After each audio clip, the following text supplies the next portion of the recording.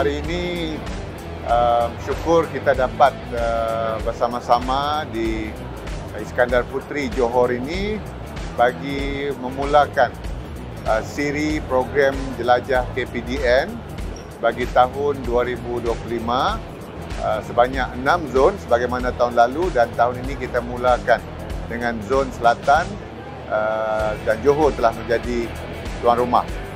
Dan program di Johor ini akan berlangsung selama 3 hari bermula hari ini.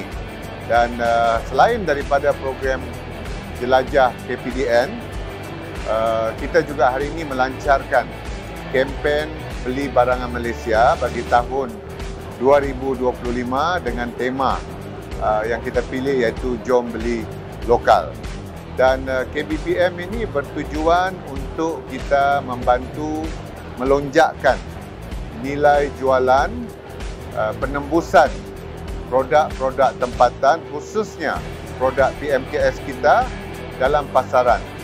Dan ia sekaligus akan membantu menjana pendapatan para usahawan kita, dan pada masa yang sama boleh menyumbang kepada peningkatan ekonomi negara, dan begitu juga dalam salah satu usaha kita untuk mengurangkan kebergantungan kepada produk-produk import.